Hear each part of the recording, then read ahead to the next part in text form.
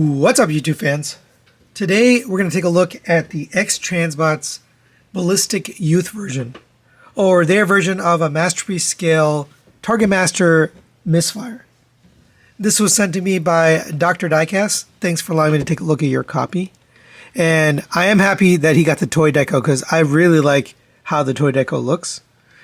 And it also comes with this Target Master. This is the first in their series of Target Masters. They have some other ones coming out, but we're going to start with this one here. And let's take a look at the deco. It's got some really nice paint on it. You got metallic blue for the eyes, gunmetal paint for the head, white for the face, metallic pink throughout the body. These, luckily, are tampoed on, or maybe they're print stickers, but they were already on there when I took it out of the box, so that's great. Don't have to apply stickers, but it really looks nice. It's here as well. These tampos look really good. And we'll see more in the vehicle mode, on the wings, on the arms. But yeah, all of that looks really nice over here. There's a little bit of looseness right here on these, but we'll talk about that in a minute. But overall, I really like the look of it, the deco of it. Now, just for your information, I got to handle this at the BotCon 2025. They had the prototype there at the convention, and I was able to help, thanks to Hanny from Agabus. I helped out setting up the cabinets, and I got to handle the prototype, and I will tell you, when I handled the prototype, I was a little worried because the transformation felt very like it wasn't ready. Right, it wasn't ready for prime time. So I assumed that they would be updating things and changing some of the design and engineering for the final copy. And let's not spoil it. I'll wait till we get to the transformation. But it is a pretty challenging transformation. Let's go over the articulation on this guy. Head is on a rotating swivel, so it gets up to there, down to there, rotates around. It's a very good looking head sculpt. I like the way they did that. I keep casting a shadow because of these side pieces, but it's a very good looking head. Shoulders rotate around on a friction hinge out to the side. Goes all the way up to there on that hinge. So that works well. Rotation at the bicep on a cut joint. Double jointed elbow, full bend. And you get a little deco here. Rotation at the wrist, in and out movement at the wrist. Hands are done exactly the same way they've been doing the Constructicons. Not my favorite on the thumb anyways. The fingers are fine. Bottom three are connected together. They have 2 pins for articulation. Top one is separate. It can point. The thumb is on a swivel up and down, and then a ball joint, 2 pins for articulation. Be careful with the thumb. When we transform this guy, you do have to have the hand in a very particular configuration. I'll show that later. For the waist, you do have a race rotation, but you got to be careful because these get in the way. So what you want to do is first is unplug this from here, the cockpit, and then as you rotate, just make sure this is making its way over. And then same for this, like make sure it's not getting stuck like that. If you rotate this, you're probably going to break it. It's die cast, but you really want to be careful. So just push that over the edge, and it does rotate as long as you lift up those pieces. Ab crunch, 1, 2, 3 clicks, gets you down to there. That works pretty well. It is a nice amount of range of motion too.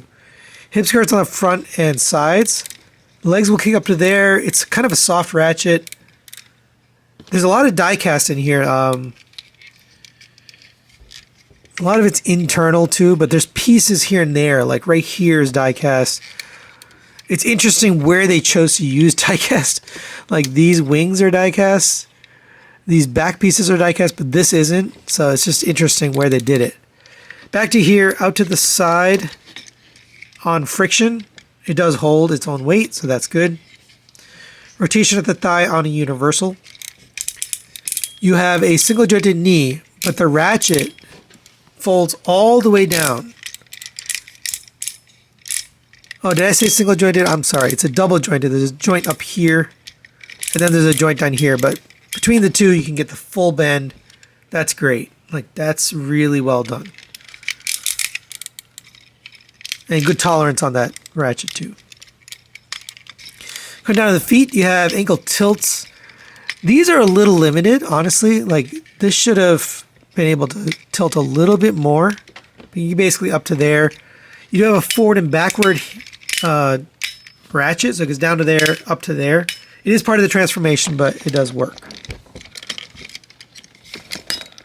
Oh, and we do get a butterfly joint, almost forgot to mention, built into the shoulders. And that works pretty well. For the accessories, we do get a Target Master. And when I saw this again at BotCon, it was fully die-cast. It's still pretty much almost all die-cast. So this silver, stainless steel you see is die-cast on the back and on the legs. It's pretty hefty. It's painted beautifully. It's got metallic blue, silver, yellow for the face, red for the eyes. It's a good-looking Target Master. For the articulation, head just goes forward and backward. Shoulder can rotate around on this ball joint. Out to the side, up to there. A little bit of butterfly off of that ball joint. 90-degree bend at the elbow. For the legs, you have a kick up to there. Back to there. Out to the side. You have no rotation. You have more than 90 degrees due to the transformation. And then you have forward and backward on the toe. Now let's get this guy transformed into his gun mode, his Target Master mode. I will tell you, there's no instructions for this guy. And that's one of the frustrations I have, is they've stopped including instructions. And then they give you a QR code that takes you to their Weibo page. And the Weibo page, you have to go hunt for this video. It doesn't take you straight to the video. And the video itself is not very good. It's just really quick cuts, hard to follow. It kind of doesn't talk about what you have to do. So it's really hard to see what to do. So I'll go over the transformation here, but we're going to fold up on this. You're going to bring the head back. You're supposed to tuck the head in there. I've found that if you do that, it's very hard to get out. I couldn't get it out with a spudger. So I recommend a very small screwdriver to just pop that head up if you do get it stuck in there. Because if it is in there, it's very hard to get out. Bring the ab crunch down to here. I guess I forgot to mention it does have an ab crunch. Fold it, legs over. And then plug those into the hands down here.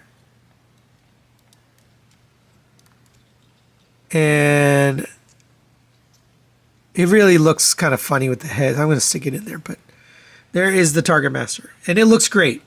It's a really good looking Target Master, but the fatal flaw is it doesn't fit in the hand. I don't understand this at all. So it's got like a rail type system. So it seems like they could have made a rail receiving system in the hand, but instead they just used the normal tab system. I don't really understand it. Why use a rail if you don't have a rail system in the hand? It's very hard to get it to hold it. In the video, it's kind of deceiving. It looks like it holds it fine, but it doesn't. So that's in there very loosely. Like I said, nice looking gun, but ultimately, very difficult to get it to hold it. So we also get some other accessories. We get this little soda can. It says Mega. It's got Creme Zeke on it. It's very nice looking, painted beautifully. This actually has the tab on it. Go figure, right? The little can attaches better than the Target Master. And the whole point of this is to be a Target Master, right? That's the whole point of this figure. But that will hold very nicely. You don't even have to close the fingers around it, but that's pretty cool. You could be drinking some soda, some Mega. I just find that funny. We also get an alternate face. So here's the stock face. It has metallic blue eyes. The alternate face has metallic red eyes, and it's got a yelling face with gray paint. So to swap this out, just lift up, you'll pop off the front of the head. It comes off like almost too easily, but slide the face off, slide the new face on, and then plug that back in. And I prefer this face with the red eyes, but nice to have the option to swap that out. For size comparison, there is next to the Magic Square version of Optimus Prime. Nice big robot mode, fits in nicely with the Masterpiece scale. I assume the rest of their Target Masters will be around this size, but it works for me. And for another comparison, there it is next to another Keith product. This is the Keith's Fantasy Club version of Snapdragon. And since we don't have any Target Masters, here it is with the Headmaster. Fits in nicely. By the way, this is the second Headmaster that's broken on this. You can see the head broke off in there. It's the second copy that's broken. I just had this sitting on my shelf, and just as I brought it over for comparison, I noticed that was broken off. All right, now let's get Ballistic transformed into vehicle mode. And like I mentioned, there are no instructions. There's a video. It's a very poorly done video. It's very hard to follow. It moves in quick cuts. So I will try to do my best to show you everything so you can follow this video instead of that video. Let's start with the arms. So I'll come to here. You have to have the hands folded in a certain way. You can't have the fist balled up all the way because you need these fingers to be flat on the front. Open this up, rotate the hand like this. It should rotate and fit in here. If it doesn't fit and the knuckles hitting, then you got to fold that hand in. Close that down, collapse the arm down, come to the back here and just fold that out and leave that there for now. All right, we'll do the same thing on this side. Open this up. Make sure the hand is folded down as small as possible. Collapse this up and open up your shoulder. All right. Next, we'll take care of the upper body. So come to here. You pull the head up. When you pull the head up, it releases this backpack. It's actually holding this backpack in. We're going to come down to here and we're going to pull out on this. And then we're going to pull out on the arms. Arms are pegged in right here and here. Actually, as soon as you pull the arms out, it will release this backpack. And you can stick a finger right in here, between here. Push forward on this, and that'll allow you to lift up the head. And now you can kind of see what's going on in here. All right, so fold this back. We're going to lift up on this. You're going to slide this up on the slider as far as it'll go. This will fold up and under here and sit in there. I'm not really sure I understand why that's a die-cast piece or why they even needed that to hang down. Maybe it's accurate, but it just seems totally unnecessary to have that extra piece of die-cast in there. It's just unnecessary. Anyway, fold this up and make sure these are slid up all the way, and then these will peg in to this center piece here. Yeah, and these become very loose because they're die-cast going into plastic.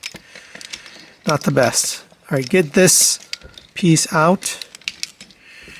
Open this up. Leave this down for now because we're going to take care of these arms. So for the arms, you're going to accordion this out. You're going to slide this down. This feels terrible. You got a plastic piece on a die-cast bar that's attached to a die-cast piece. It's just very strange choice of materials. Come to the inside here. Flip out this wheel. On the front, you can fold this panel down. That'll come back up and kind of hold that wheel in place. On the inside here, we're going to take the head. That will fold right in here. When you take this back out, you can just lift up this panel. That'll make it easier for you. But this is going to sit right in here. Okay. So now we can take care of... Oh, we forgot to slide this down. Now we can take care of this. So we're going to take this and peg this in right here. And right here. And then for these wings, you're going to rotate this back. You can kind of see there's two pegs and two slots on the side of the wing. So get those pegged in. Looks like that. And same on this one. Bring this wing back and get it pegged in to those tabs. Okay. And just leave these arms right here for now. We're going to get those pegged in a little bit later. This will come down and extend over this section. If you come to the bottom and these things are flapping around, nightmare. But get this tabbed into here. Bring these down. These will tab in the front. On the front here, you're going to slide these in so that they're flush on both sides. That's how it looks. And get this plugged in. This is going to come down. This was up like this. This is going to come down and meet the back of the cockpit. All right, now we got the upper body taken care of. We can take care of the lower body. And got news for you, it's not any easier. So come to the back here. I'm going to lift up this panel. This will rotate to the outside. This will fold flat on this side. We'll come to here and fold this out. Oh, you can fold this panel down. Fold this out. Fold out this piece, slide it down on that hinge. This is going to come up and it has to bend the plastic past here to get stuck onto here. I hate that. It feels like you're going to break it. I don't know why they would do something like that. Then we're going to take the foot. That's going to go back into here. Then you're going to use a spudger or your finger, but I like to use a spudger to pop this up, slide this upwards. This is on a slider. Rotate this out and let that sit right there. This whole section is going to rotate forward on the leg. This is a die-cast piece, by the way. And you're going to get this whole thing around, and you'll see there's a peg right here going into, and also I forgot to mention, fold down this panel, the foot, but there's a peg right here going into the slot right here. This peg is going into the front of the foot. And I think that's about it. Before we do that, we're going to slide the waist forward so that this meets up. Now we can bring this down and get this pegged into here. So first get this peg onto the back part.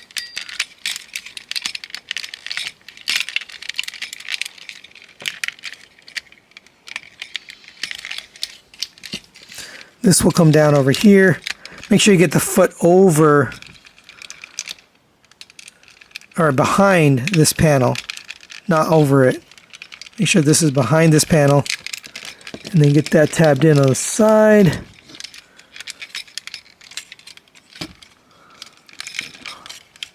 And on the front. And then this will sit right there. And we'll take care of this in a second, but that's where it connects, here and here. Fold that back down.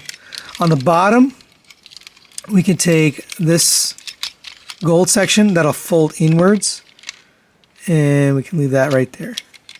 This panel right here is going to flip up and clip in to the side of the gold piece.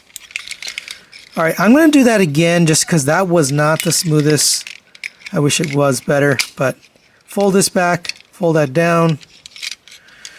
Come to the inside here. We're going to fold out this panel, fold out that little panel, rotate this up, bend the plastic to get this clipped in here.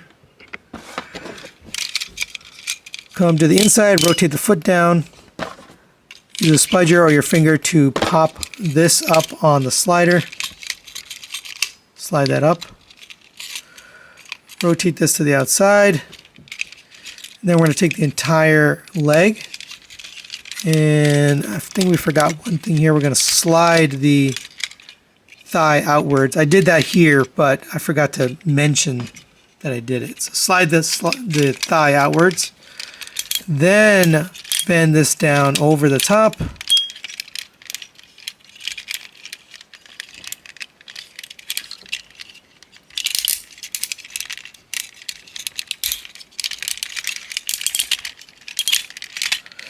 And get it pegged in right here on the back of this.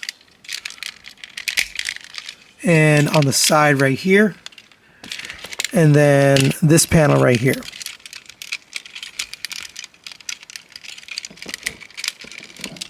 All right, so here is how we're looking.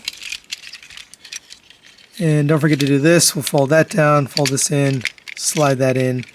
Oh, and make sure you get this panel facing the outside and tabbed into the outside of the thigh. All right, last little step here, and this has become a real problem. This is supposed to stay up there. But this is going to come in, and it's going to peg it in two places. There's a peg right here going into the back of the arm.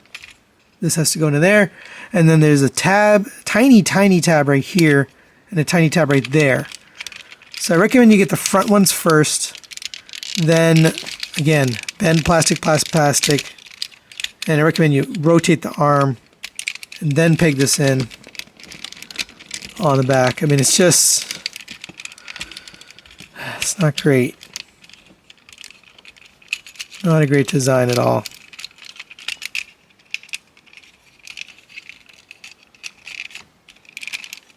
There we go.